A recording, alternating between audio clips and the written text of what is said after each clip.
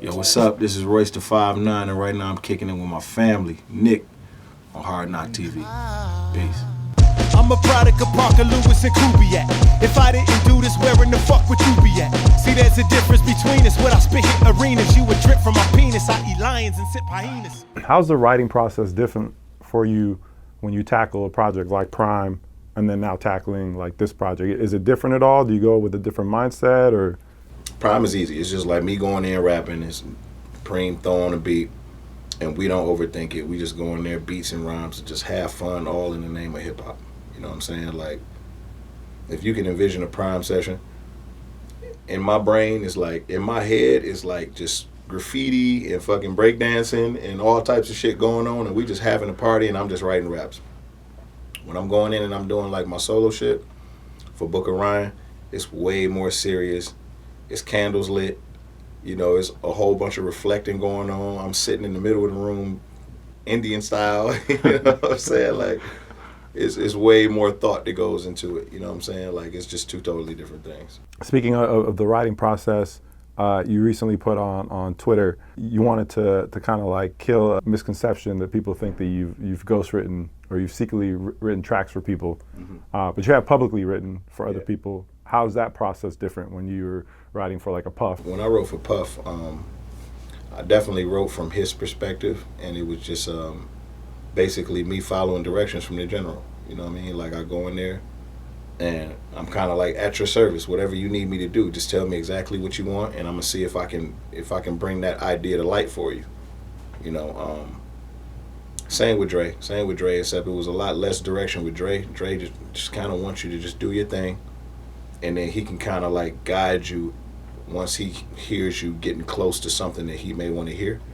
But he didn't want to give you too much instruction too early on to like inhibit, like to restrict you in any type of way. He wanted the ideas to flow first, and then he can take that and we can build on them. And so it's just all about how the executive producer or producer, what kind of vision they have, and how, you know, they all got their methods about how they want to go about doing it.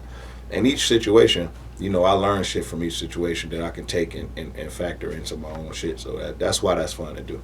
I feel like in pop music, everybody writes for other people, and rock music, people do covers. I mean, Jimi Hendrix did a couple covers that, you know, of other people's full songs. But in hip hop, in the culture is definitely seen as, you know, especially by you know, other generations, definitely seen as a no-no. Like, if you are what you write, if you don't write, it's not credible. It's taboo. Yeah. Do you think that there ever be a place in hip hop where it's not taboo?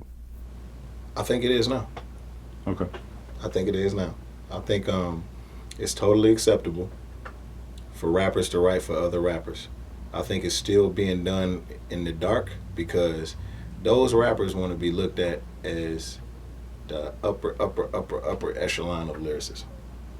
When those rappers are okay to just accept the fact that you can't be in that conversation if you're letting other people write for you, then everything is fine because nobody has a problem with it. Mm-hmm. I certainly don't. I feel like the creative process is a collaborative one. It is a collaborative one, but it's just me as a lyricist, the kind of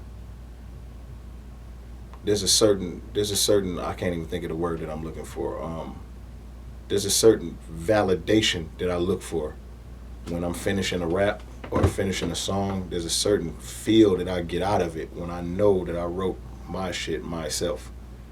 It's like, damn, I did that. I love the way that feels. I love the way that sounds. I did that. So it's like I'm always constantly looking for that rush when I'm making my records. But there's been times where you know, I receive beats and the hook is on them already. I rap and left the hook, somebody else's hook, or I even re-sang the hook, somebody else's hook. I've done that. It's just when it comes to my verse, that's a no. That's no man's land right there. That's a no touch territory zone. Nobody can touch that but me. Mm-hmm. I work with Pharrell. He's giving me the cadences to use. Basically told me exactly how to rap my verse, but I'm the one who's gonna fill those words in. Mm-hmm. You know what I mean? Like, I'm totally open to being produced and everything like that, but when it comes to actually writing the words, I feel like that's my specialty. That's my area of expertise. Word. So you feel like there's a place for it, just people shouldn't have the conversation of saying they're the best if they're not writing their own raps. If you're not writing all of your own raps, you can't be considered the best lyricist, but you can still be considered the best of many things. Got it. Artists, you know what I'm saying? Like, there's a lot of categories that you can be put in, but it just in terms of best lyricist, if Kendrick is writing everything and Drake isn't writing everything, then certain areas they can't be compared, in my opinion. It doesn't mean Drake isn't great, because I fucking love Drake. You know what I'm saying? Like, I think he's fucking great. Mm-hmm. But when you breaking down certain categories, it's not fair to Kendrick. You know, it's just what it is. Got it. Before we let you go, one of the other standout tracks on the album is "Dumb." You collaborated on with Boogie. Speak on that track a little bit. "Dumb" is a joint that we got together. We did. There was a joint that Boogie had, because I'm in my lab all the time, and I got BET jams on playing like round the clock with no sound, and he got this record where he rapping and he got like a bullet hole in his t-shirt, and it's like blood in his sheet. You know what I'm talking about? Yeah, of course. So I'm looking at it, just kept coming on, and I'm looking like, what the fuck is this? So I finally cut it on. I cut the button. I hit the button and cut the sound on, and I'm looking like, yo, this dude is dope. And then 2 weeks later, I get a call from Tracy over at M Studio, and she was asking me, was it okay if Boogie can come use my room, because they wanted to play some stuff, because Marshall was using his room. I said, of course. And he came over, and it's this kid from the fucking, I'm like, yo, you know what I mean? So I shook his hand. I told him I'm a big fan, and come to find out he's gonna be doing some work with Shady. You know, so I mean, I reached out. I told him, yo, we got to do some shit. So as soon as I came across something that I felt like fit him, I sent it to him, and he shot it right back to me. That's a track where you talk about one of the, I don't know if it's A&R or somebody at Interscope telling you, is that an actual story, or is that just kind of indicative of you feeling like the industry at some point has tried to tell you how to be Royce? I don't know if that's a actual story, but yeah, it's anytime, all of my past dealings with labels have always been people working jobs at the label, feeling like that they can tell you how you're supposed to do what you do. Like my job is to keep my finger on the pulse of what's happening in today's culture.